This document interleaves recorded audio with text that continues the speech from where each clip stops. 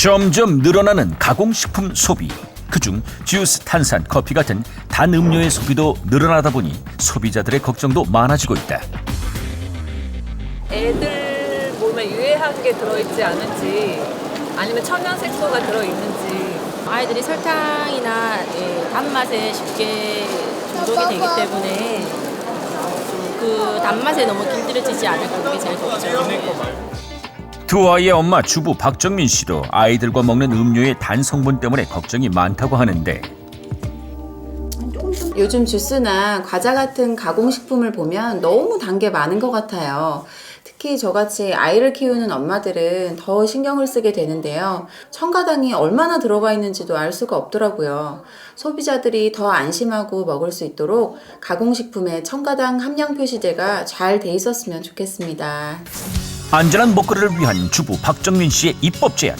가공식품의 첨가당 함량 표시 의무화. 소비자들이 보다 안심하고 가공식품을 선택할 수 있는 방법은 무엇인지 국민 입법 제안. 우리가 만드는 세상에서 지금 살펴본다.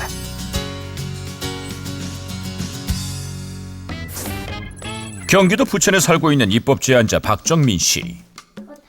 장을 보고 오면서 아이들이 좋아하는 간식거리도 함께 사왔는데 꽤 많아 보이는 음료수와 과자. 어느덧 냉장고를 한가득 채웠는데 이걸 다 먹을 수 있을까?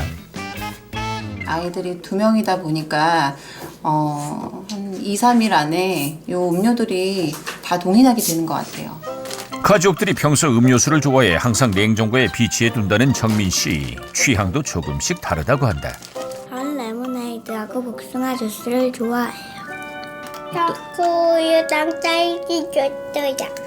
최근엔 탄산음료의 맛도 알게 됐다는데, 맛있다. 하지만 가끔 이렇게 먹다 보면 걱정되는 부분이 있다고 하는데, 당 표시를 보면 몇 그램이라고 써있기는 하지만 10g, 20g 이게 당이 높은 건지 아닌지 알 수가 없어요. 또 백설탕이나 액상과당이라고 적혀있기는 하지만 어느 정도씩 들어가 있는 건지 알 수가 없어서 참 불안하죠. 실제 둘째 시은이가 좋아하는 딸기 음료에는 당류 25g 중에 백설탕이 포함돼 있고, 첫째 채연이가 좋아하는 레몬 음료와 정민 씨가 좋아하는 사이다에도 모두 백설탕과 액상과당 같은 첨가당이 들어있는데, 정작 전체 당 중에 얼마나 들어있는지는 알 수가 없었다. 게다가 과일 주스도 마찬가지였는데, 오렌지 100%라고 해서 이제 믿고 구입을 했는데 여기 보니까 오렌지 향을 내기 위한 합성 착향류랑 백설탕이 여기도 첨가가 되어 있네요. 100% 오렌지로 만들었을 것 같은 주스도 막상 성분 표시를 보면 오렌지 과즙으로 만든 농축액에 백설탕 같은 첨가당이 들어있는데, 과일과 같이 자연에 존재하는 천연당과 달리 첨가당은 식품을 만들 때 단맛을 내기 위해 인공적으로 넣는 감미료인데, 그 종류도 많고 음료를 비롯해 유제품이나 과자 같은 상당수의 가공식품에 들어있는 상태다. 포장에 무첨가를 강조한 식품 중에도 첨가당이 들어있는 경우가 있는데 정작 그 양은 가늠할 수가 없다. 이렇다 보니 되도록 적게 먹이고 먹은 후 양치질은 필수. 그렇다고 아예 못 먹게 할 수도 없다 보니 걱정은 계속된다. 뭉치벌레 떨어져라. 단 음료수나 과자들을 먹고 난 후에는 이렇게 양치를 꼭 시키기 때문에 충치가 그렇게 심하지는 않은데요. 대신에 설탕이나 과당이 많이 들어간 음료 이런 단 것들을 많이 먹기 때문에 다른 질병으로도 몸에 이상이 오지 않을까 해서 많이 걱정이 돼요. 식품위생법에 따르면 과자, 캔디, 빵, 음료수 등 제조 판매되는 식품에는 영양 정보를 표시하도록 돼 있지만 첨가당의 함량은 그 대상이 아니다. 결국 소비자들은 첨가당이 얼마나 들어있는지 모르고 과다하게 섭취할 수도 있는데, 이렇게 되면 인체에 어떤 영향을 미치게 될까? 이 첨가당을 과다 섭취하게 되면 체내에서 혈당을 올리면서 결국 당뇨병이라든지 심혈관 질환, 뇌혈관 질환 등을 유발할 수가 있습니다. 특히 어린이들은 이러한 당 조절 능력이 성인보다 낮기 때문에 첨가당에 과다 노출될 경우에 성인보다 더 취약하고 위험할 수가 있습니다. 실제 가정의학과 강지연 교수와 식품영양학과 이혜준 교수가 초등학생을 대상으로 4년간 당의 과잉 섭취와 만성질환에 대해 연구한 결과 첨가당의 유해성을 알 수 있었는데 어린이들이 과일에서 얻은 당, 즉 과당을 먹으면 체중이 줄어드는 등 전반적인 건강 상태가 좋아졌지만 탄산음료 등의 단맛을 내려고 일부러 넣은 첨가당의 경우에는 비만이나 고지혈증을 유발하는 결과가 나왔습니다. 한국인의 하루 평균 당 섭취량은 61.4g, 그중 청소년은 69.6g으로 더욱 높게 나타나는데 이는 세계보건기구 권장량보다 훨씬 높은 수준. 그중 첨가당이 많이 든 가공식품을 통한 당 섭취가 점점 증가하고 있어 문제가 더욱 심각해지고 있다.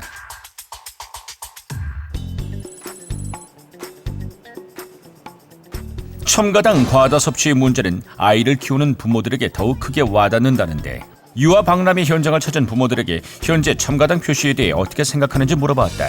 이 당이 어떤 종류인지 솔직히 알 수가 없잖아요. 그러니까 그거를 알기 쉽게 좀 잘 설명해 주는 그 밑에 문구가 따로 표시되었으면 좋겠고, 솔직히 너무 단데 그 당도 얼마만큼인지 솔직히 잘 모르겠거든요. 그런 성분 표시가 좀 제대로 돼 있었으면 좋겠어요. 첨가당 과다 섭취에 대한 소비자들의 걱정이 늘면서 식품 기업들도 첨가당을 줄인 제품을 선보이며 조금씩 변화의 모습을 보이기 시작했다. 하지만 아직은 그 수가 많지 않은데 그중 첨가당의 함량 걱정을 아예 없앤 곳이 있다고 해서 찾아가 봤다. 입구에 들어서자마자 보이는 다양한 종류의 주스들. 알고 보니 이곳 주스엔 첨가당을 비롯해 인공 색소, 감미료, 보존료, 합성 첨가물 등을 아예 넣지 않는다고 하는데 실제 성분표에도 첨가당의 이름은 보이지 않는다. 정말 이게 가능한 일일까? 저희가 제품 개발에 시간과 투자 비용이 드는 건 사실입니다. 하지만 건강을 생각하는 소비자들의 성향에 맞추는 것이 장기적으로 봤을 때 건강하고 맛있는 음료를 만드는 저희 회사의 이미지에도 좋은 영향을 미친다고 판단하여 꾸준히 실행하고 있습니다. 집에서 만드는 주스처럼 채소를 삶고 가는 홈메이드 방식으로 개발해 맛을 낸 주스. 천연당은 있지만 첨가당은 아예 들어가지 않으니 첨가당의 함유량을 표시할 필요도 없는 셈인데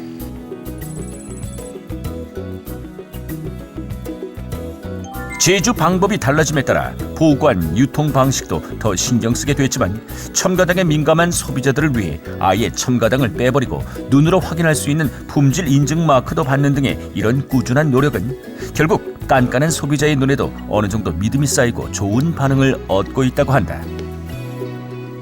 저희 가족은 첨가당이 들어있는 주스를 안 마셔요. 아무래도 건강에 조금 안 좋을 것 같아서. 그런데 이거는 채소도 그대로 들어가 있고 첨가당도 안 들어가 있어서 안심하고 꾸준히 잘 마시는 것 같아요.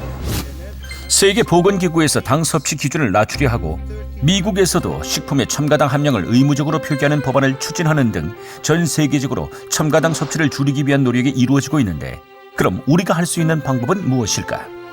제품의 당류 함량 등을 국민들이 구매 시 잘 알 수 있도록 우선은 영양성분 함량 표시 제도의 도입이 필요할 것으로 생각되어집니다. 그리고 업체에게는 제조 시 가공 당류를 줄일 수 있도록 공고하고요. 소비자에게는 당류 과다 섭취의 위험성을 홍보하고 또 지속적이고 통합적인 당류 저감화 정책을 정부에서는 추진해야 될 것으로 생각합니다. 오늘의 국민 입법 제안. 함량 표기 대상이 아니기 때문에 어느 정도 들어있는지 좀처럼 알 수 없는 가공식품의 첨가당. 소비자들이 쉽게 알 수 있도록 가공식품의 첨가당에도 함량 표시를 할 것을 제안한다. 입맛을 돋우는 달콤한 맛. 경계하지 않으면 건강을 해치는 독이 될 수 있다. 모든 소비자들이 안심하고 즐길 수 있도록 가공식품의 첨가당 함량 표시 하루빨리 정착되길 바란다.